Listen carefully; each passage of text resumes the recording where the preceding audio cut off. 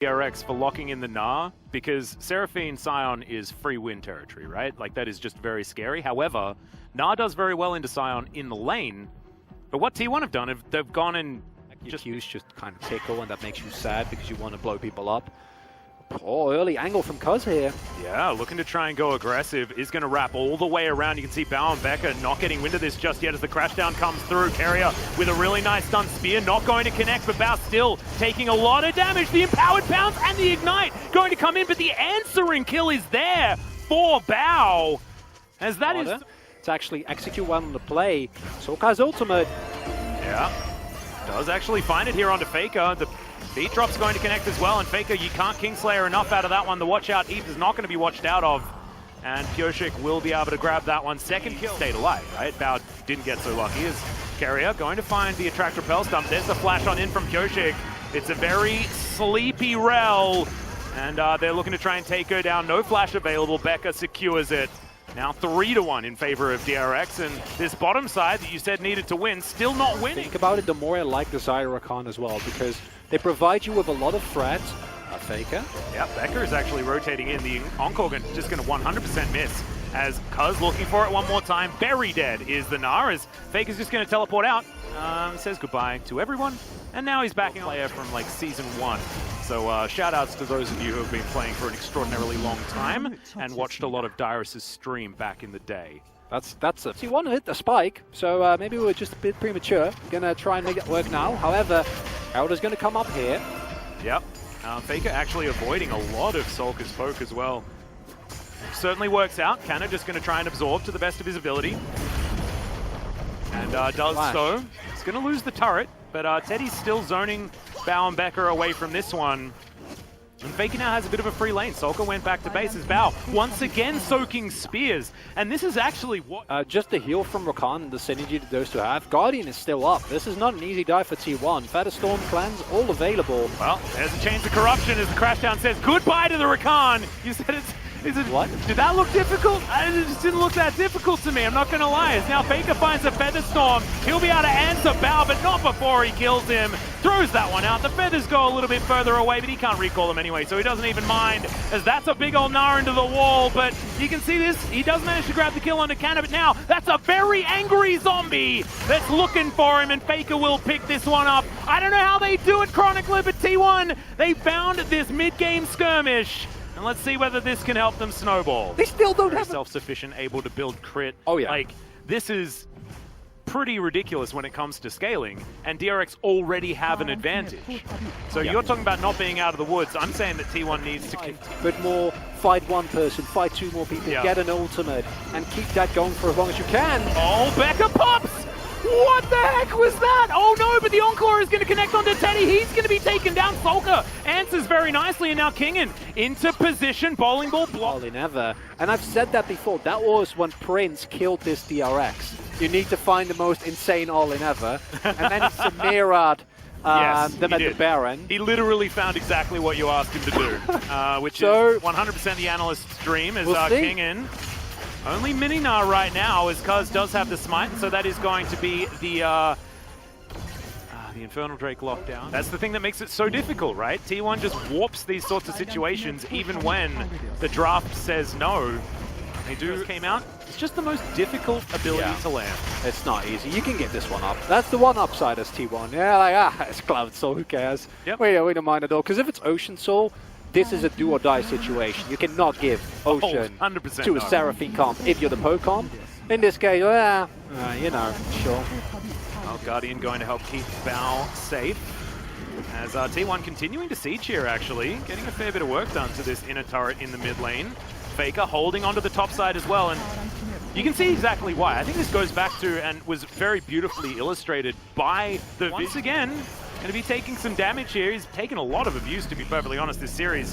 As the train's going to come on forward. The engage from Becca comes out first now, as Kanna is actually going to be able to disengage very effectively, but Carrier gets denied his all in. That's a huge encore as Becca going to go down first, but Kingen says, Kanna, you can do it, I can do it too. Kanna gets into the back line, not quite able to get the work done. Double kill for Pyoshik now, as this is the DRX team fighting comp. Faker now looking for his ability to get in. Does manage to land it. Kingslayer goes down as well, but he's extraordinarily low and will be taken out by Kingin. Cuz and Canna now trying to do what they can. It's closer than it could have been, but Canna should be taken out. The damage threats are now gone for T1. And Solka is just a disgusting heal battery, able to keep everyone alive.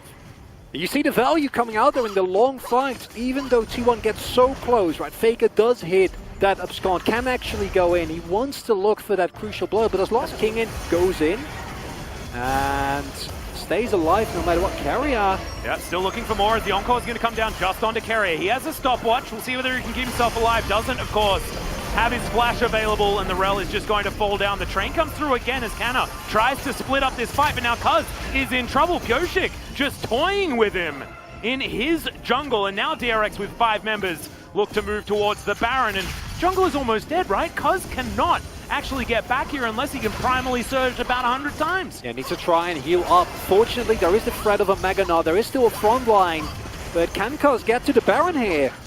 Well, it's not quite 100, so I think I may have exaggerated there. As you can see, the Baron going down to about 2.5. We could just be flipping it here as DRX still on it. And that is going to be secured by Pyoshik. T1 now moving out of the area. Carrier, he's respawned, but there's no way. Above all odds, needs to find a kill on a target that wants to be engaged on, because that's a free encore. Yep. That now has McKills available in case any of the teammates are in trouble. And DRX have now gotten to the point where they're like, you see like a 2k gold lead, it's way more. This comp is super oppressive when it can just sit, siege up. They don't even need to poke, you're just deathballing your way around the map. Yeah, and also poke means basically nothing because Seraphine exists, right? Yes. And not to mention that, but I mean, Becker also has a few heals available as well. Oh, Faker. Now, Faker could look for a potential flank here. He's clearing out all of the vision, but no way T1 are fighting for this one. Just that cloud. Yeah. I think if the nameplates were off and you were looking at these drafts and the position in the game that they are, you'd say that there is no chance DRX lose. Agreed.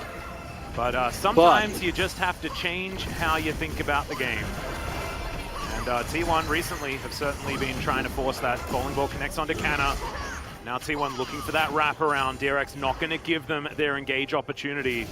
And the slower DRX play this, the smarter they are, as Bao is going to be tagged by that Q. Spear just pops in! What the hell was that? What? Okay, I guess that, I mean, maybe that's how you get, like, how do you even get here? But it might get some vision. Well, let's see whether Canna can actually stop them from getting on in. This Baron is just dead, and now they have to try and get out of the area. The sleep comes through, there's the grand entrance, as Canna tries to help him. Another spear going to find a victim as the Scion's taken down. Faker also dies very early, and now Teddy is by himself. He'll be taken out, and now T1 need to try and save the Barons. This is going to be Cloud Soul, but as someone with a fair bit of Cloud Soul experience, it's not exactly the highest of value for winning these games, but still, T1, they steal a Baron, they lose 3, and now DRX are looking to try and push this one down. Cuz's spears are terrifying, but if they avoid them, things should be all right. Pick up this free turret, then move towards the Drake.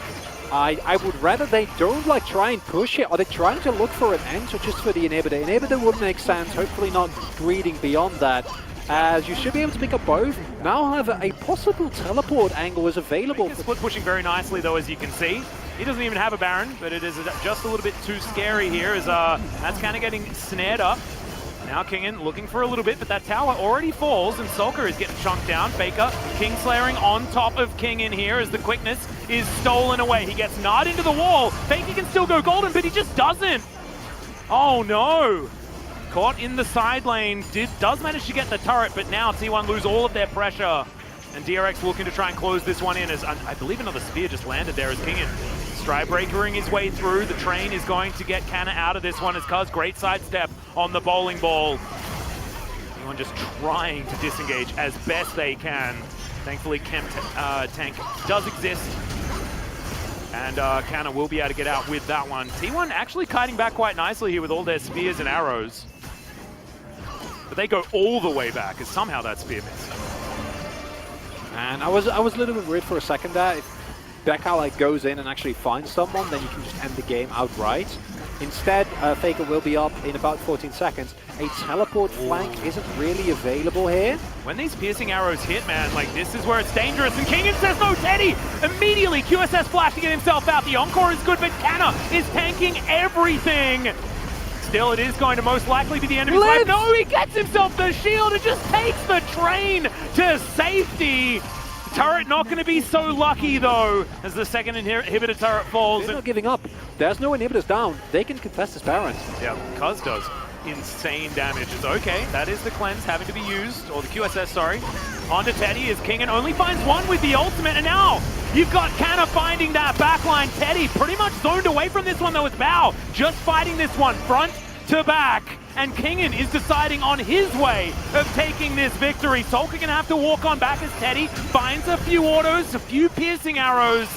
But as you can see, DRX take control of the area. They take their pick, and they get all of the heals as well. Look at those health bars, Atlas. You might think there's a cloud or an ocean soul rather in this game. Absolutely not. There's just Seraphine coming to full force. Now ultimate available for Faker. This needs to be a hero play that I've ever seen. Otherwise, you're not going to make it here. I've seen this from Faker before. We've all seen this from Faker before, but this is in a 4v5 with this level of compositional gap. And that is going to be the Baron secured for DRX.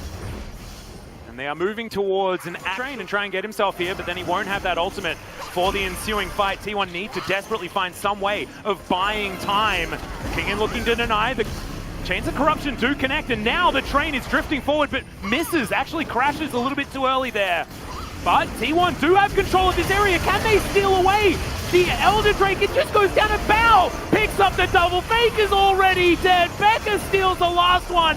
DRX will win game 2. And I thought this was a pretty comfy way to get a 3-0 for T1. But DRX have done it. They found the draft. They found the final team fight, and despite it not necessarily looking convincing, in the end it will be DRX tying up the series. And in game number 1 you get away with it, Atlas. In game number 2 you get appropriately punished. Absolutely. Seraphine makes it through the draft, and DRX show why this team is in the playoffs in the first place. Yes, we did not see this DRX for the second round. Sure thing. But when it comes to playoffs, the only thing that matters is how you're playing right.